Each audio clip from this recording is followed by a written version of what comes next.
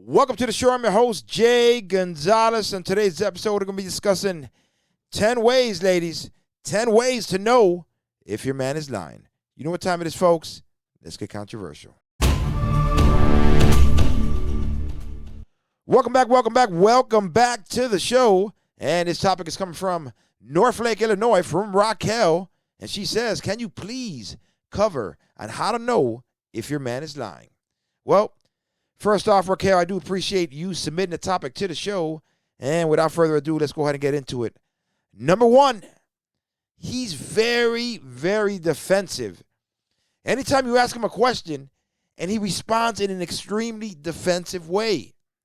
Now, understand, ladies, this usually happens when a man knows he's done something wrong, that he's done something that he's not proud of as a man, and he hasn't thought of a justification for his actions, so he would try to gaslight you, okay, or accuse you of being insecure. Number two, he can't make eye contact with you. Now, I get it, ladies. Some men have issues making eye contact in general, okay?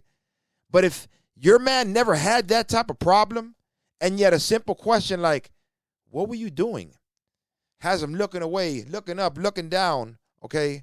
Breaking eye contact, or just flat out looking away, he's trying to think of a story. So he has to go into thought mode. Therefore, he won't be able to maintain eye contact.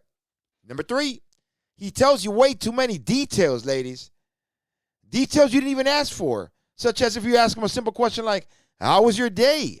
He will tend to over-explain from where he was at to who he was with and what times he was there, and maybe even offered for you to call him to verify if he was with them. Number four, repeating everything back to you, questions or statements that you may have made to him. This is his way to think of a response, especially on a confronting question. So he will stall in order to think of a response to get his story together. Number five, he repeats back his own justifications and his actions back to you. Like I said, I was at work, then I stopped by my friend Jack's house, had a quick drink, my phone died, and I had no charger. He has an iPhone, I got an Android, so I wasn't able to charge my phone. If you don't believe me, you can call him. Number six, he gives you way too much eye contact, ladies. Now, I get it. You would think, all right, avoiding eye contact would be a clear sign that he's lying. And that is most of the time the case. But there are cases that, you know what, some type of men give you extra eye contact, all right? And this extra eye contact is in order to convince you, to control the narrative, in order to have you believe that what he's saying, okay, that what he's saying is true. But this is just another way for him to try to control the conversation and sell you the truthfulness of his story. Number seven, raising his voice, especially in a defensive stance, or if he feels backed into a corner or feels nervous, like, how dare you accuse me of such a thing? You should know better than that, okay? How could you even look at me that way? This is unbelievable. Number eight, he points or likes making body gestures, all right?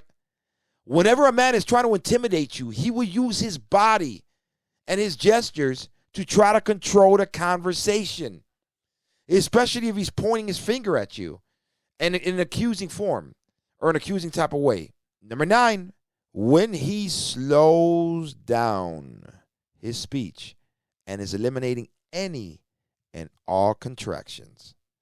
For example, how many times do I have to tell you, babe, I was at Tony's house, okay? I was there until 11 o'clock at night. Now understand, ladies, this is a man's way of slowing down the delivery in order to buy him time. Overall, it's just a simple stall tactic. Remember, a liar's best friend is time. Number 10, if at your gut level, it doesn't feel right, it doesn't feel good, the BS, the excuses that he's giving you, especially if he's doing this type of stuff constantly, okay? Understand, and I know this might sound cliche, But you know what?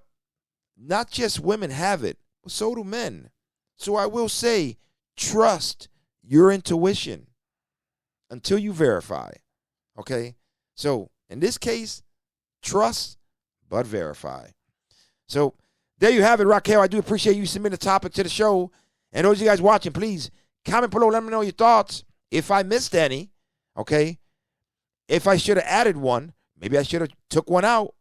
Let me know your thoughts. And until the next one, I'm your host, Jay Gonzalez. Remember, keep it controversial. Peace out.